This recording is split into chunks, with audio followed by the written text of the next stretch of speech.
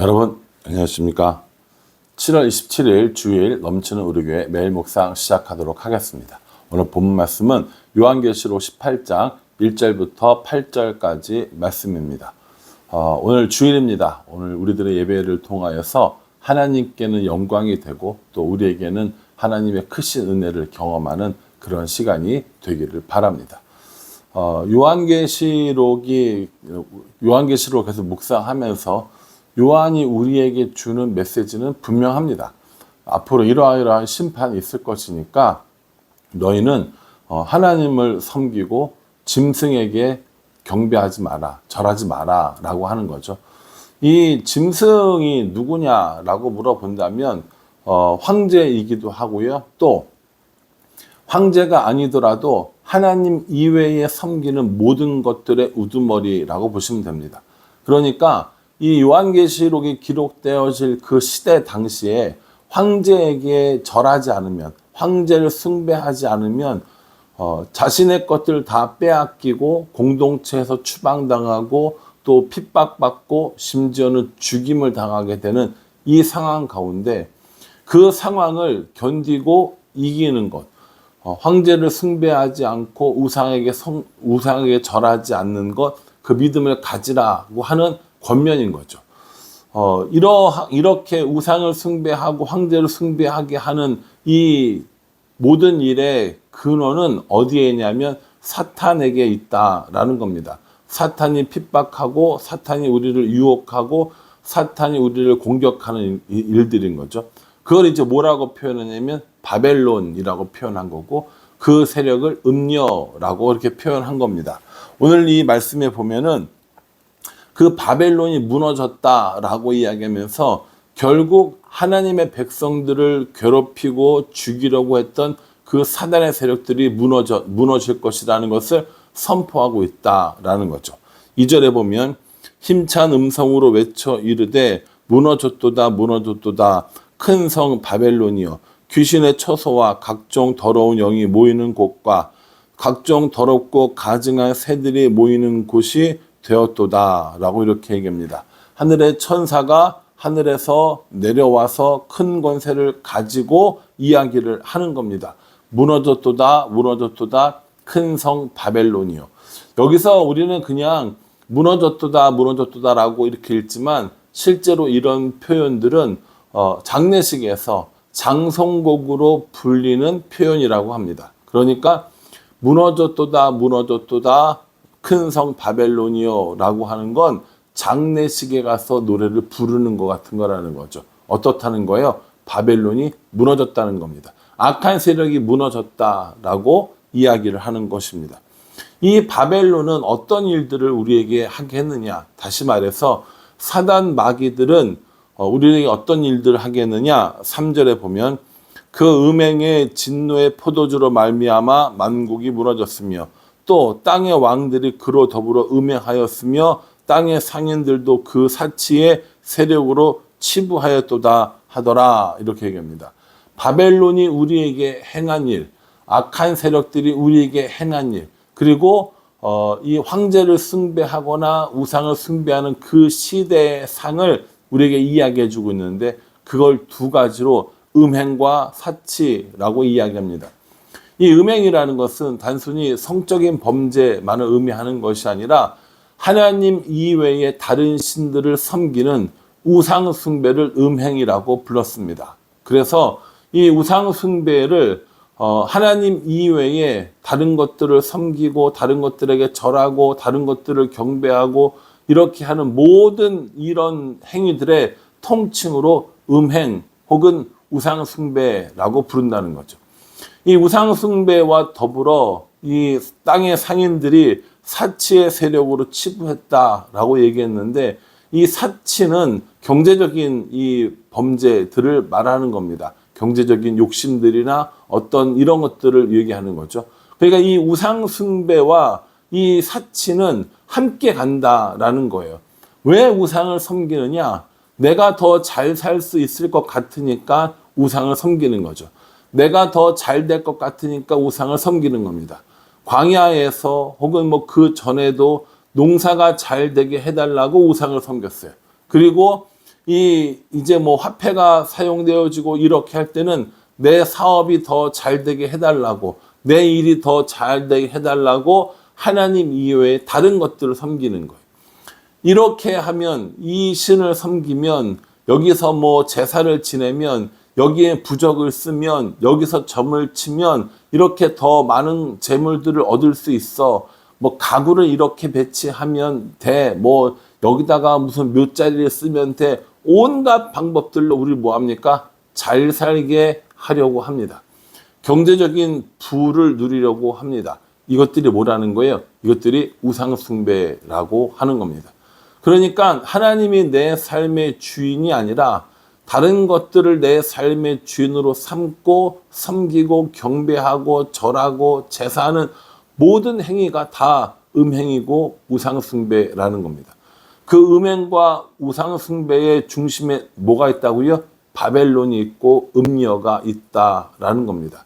이렇게 우리를 유혹하고 우리를 넘어뜨리려고 했던 바벨론과 음녀가 무너졌다라고 이야기하죠. 그러면서 뭐라고 권면하냐면 4절에 또 내가 들으니 하늘로부터 다른 음성이 나서 이르되 내 백성아 거기서 나와 그의 죄에 참여하지 말고 그가 받을 재앙을 받지 말라라고 이렇게 권면해 주십니다.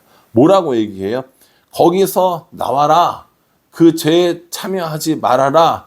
그 재앙을 받지 말아라 라고 이야기하는 거예요. 이게 요한이 우리에게 해주고 싶었던 이야기입니다. 악한 세력들을 섬기면 잘 될 것 같고, 악한 세력들을 섬기면 경제적으로 부자가 될 것 같고, 또 이 황제를 숭배하면 목숨을 건질 수 있을 것 같지만 그것은 다 큰 성 바벨론이고 음녀고 사단 마귀의 행위이니 거기서 나오라는 거예요. 우상을 섬기지 말라라는 겁니다. 하나님 외에 다른 것들을 섬기지 말라라는 겁니다. 경제적으로 자유하기 위해서, 경제적으로 많은 부를 얻기 위해서 우상을 섬기는 이런 일들을 하지 말 것을 우리에게 이야기해 주고 있습니다. 그래서 거기서 나오라고 그러는 거예요. 앞으로 장차 이러한 악의 세력들, 바벨론을 섬기는, 짐승을 섬기는 사람들은 어떻게 되느냐? 그들이 행한 그 행위대로, 아니 그들의 행위에 갑절을 더해서 그들이 보복받게 될 것이다 라고 이야기합니다. 그래서 뭐라고 얘기합니까? 6절에 보면요. 그가 준 그대로 그에게 주고 그의 행위대로 갑절을 갚아주고 그가 섞은 잔에도 갑절이나 섞어 그에게 주리라 이렇게 얘기합니다. 갑절이나 더 큰 형벌을 얻게 될 것이다 라고 이야기합니다. 이건요 딱 2배를 의미하는 게 아닙니다. 원래 이 고대의 법들은 어떻게 되냐면 동해보복법이라고 그래가지고 받은 그대로 돌려주는 거예요. 눈에는 눈, 이에는 이, 이거거든요. 그런데 여기는 뭐라고 얘기합니까?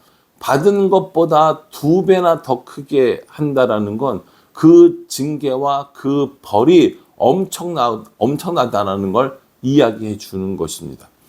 그 징계와 보복이 완전하다. 그러니 그 징계를 받지 않도록 그곳에서 나와라. 그 행위를 멈춰라. 라고 우리에게 이야기를 해 주고 계시다는 거죠. 여러분, 우리가 어떤 일들을 했는지, 혹시 어떤 우상을 숭배하고 어떤 악을 행하고 이런 거 다 여러분 아십니까? 여러분 다 생각나세요? 우리는 생각 안 날지 모르는데 오늘 5절에 보면 그의 죄는 하늘에 사무쳤으며 하나님은 그의 불의한 일을 기억하신지라 라고 이렇게 얘기했습니다. 우리의 죄는 하늘에 사무쳤고 하나님께서는 우리의 불의를 다 기억하고 계신다라는 것. 우리는 모른다고 잡아뗄 수 없다라는 거예요. 또 어쩔 수 없었다라고 변명할 수 없다라는 겁니다. 기억나지 않는다. 이건 청문회에서나 하는 얘기고요. 하나님 앞에는 낱낱이 다 기억한 바 되시고 하나님께서 그 죄에 대해서 갑절로 갚아주시겠다. 완벽하게 갚아주시겠다. 보응하시겠다. 라고 이렇게 말씀하고 계시는 겁니다. 그러니 여러분, 우리들의 삶 가운데 하나님이 아니라 다른 것들을 섬기며 살아가는 것이 없었는지 혹은 없는지 우리들의 자신들을 살펴야 한다라는 것입니다. 7절에요. 그가 얼마나 자기를 영화롭게 하였으며 사치하였든지 그만큼 고통과 애통함으로 갚아주라. 그가 마음에 말하기를 나는 여왕으로 앉은 자여 과부가 아니라 결단코 애통함을 당하지 아니하리라 하니, 이렇게 얘기하거든요. 여기서 여왕으로 앉은 자, 이거 누구 말하냐면요, 이게 로마를 의미하는 겁니다. 당시 로마는 세상의 여왕이라고 이렇게 불렸다고 합니다. 여왕으로 앉은 자, 로마의 세력. 이것이 로마로만 끝나는 건 아닐 거 아닙니까? 1세기 성도들에게는 로마였겠지만 오늘날 우리들에게는 우리로 하여금 하나님을 섬기지 못하게 하고 우상들을 섬기게 하는 또 다른 세력들일 거 아닙니까? 그러니까 그것들이 뭡니까? 다 여왕으로 앉은 자, 바벨론, 음녀, 이렇게 되어지는 것이죠. 그러니까 이 바벨론의 세력들은요, 로마 시대에만 있었던 것이 아니에요. 1세기에만 있었던 것이 아닙니다. 오늘날도 우리들 삶 가운데 그것 때문에 살고, 그것이 있어야 살고, 그것에게 순종해야 살 것 같은 그런 일들이 있다라는 것이죠. 예를 들자면 돈이 그렇습니다. 우리는 돈이 없으면 살 수 없어요. 돈이 없으면 살 수 없습니다. 그런데 여러분, 돈보다 더 중요한 게 하나님을 섬기는 일이라는 거예요. 돈 없어서 살 수 없으면, 돈 없으면 살 수 없기 때문에 하나님조차 포기하는 것이 아니라 하나님을 포기할 수 없기 때문에 돈을 포기하는 삶, 그걸 지금 요한이 이야기하고 있는 거예요. 여러분, 제가 지금 말씀드리는 건 극단적인 얘기입니다. 교회를 다니면 돈도 필요 없고 경제활동도 하지 않고, 이게 아니라 돈을 섬겨야 되고 하나님을 섬겨야 되고 이 둘 중에 어떤 것들을 섬겨야 하는가라고 하는 걸 선택할 순간들이 분명히 있다라는 거예요. 그냥 돈도 잘 벌고 하나님도 잘 섬기고 이렇게 하면 되게 좋은데, 사탄이, 바벨론이, 음녀가, 우상이 우리로 하여금 하나님과 돈 둘 중에 하나를 선택하도록 만든다는 거예요. 그때 우리가 뭘 선택한다는 겁니까? 우상을 섬긴다는 거예요. 돈을 선택한다는 거예요. 이래서 돈이 우상이 된다라는 겁니다. 돈이 주는 달콤함이 있잖아요. 우상이 주는 달콤함이 있다고요. 그러니까 그 우상에 점점 빠져들어서 헤어나지 못하고 마지막에는 심판까지 이르게 된다라는 겁니다. 그러니 그 우상에 빠지지 말라는 거예요. 바벨론에 살지 말라는 겁니다. 이 행정구역상 로마에 살지 말라가 아니라 그곳을 벗어나서 영적으로 돌아오고 하나님 앞에 회개할 것을 강조하고 있다라는 것이죠. 여러분, 이 악한 세력은 결국 마지막에 멸망한다고 그랬어요. 그럼 우리들은 지금 바벨론을 섬기고 있습니까? 하나님을 섬기고 있습니까? 바벨론이 내 삶의 주인입니까? 하나님이 내 삶의 주인이십니까? 이거요, 이거 이야기하면서 거기서 나오라라고 이야기합니다. 여러분, 우리가 섬기는 우상들이 무엇인지, 우리가 섬기고 있는 이 바벨론들은 어떤 것들인지 다시 한번 생각해 보면서 그 우상에게로부터 벗어나고 그 우상으로부터 돌아서서 하나님을 섬기는 삶을 살 것을 말씀하십니다. 우상을 섬기지 않고 하나님을 섬기는 것 때문에 고통당하고 박해당하고 불이익을 당하고 손해를 당하고 죽임을 당하는 것 같지만 그건 잠깐 사단이 이기는 것처럼 보일 뿐이고 최후의 승리는 하나님께 있다라는 사실을 기억해야 한다라는 겁니다. 사단이 노임받아서 사람들을 유혹하고, 그래서 어떤 사람들이 진짜 하나님 믿는 사람들인지 안 믿는 사람들인지 구별할 시간들이 온다라는 겁니다. 그러니 우리는 짐승이 아니라, 바벨론이 아니라, 음녀가 아니라, 사탄 마귀가 아니라 하나님을 섬기는 사람들로 살아야 한다라는 겁니다.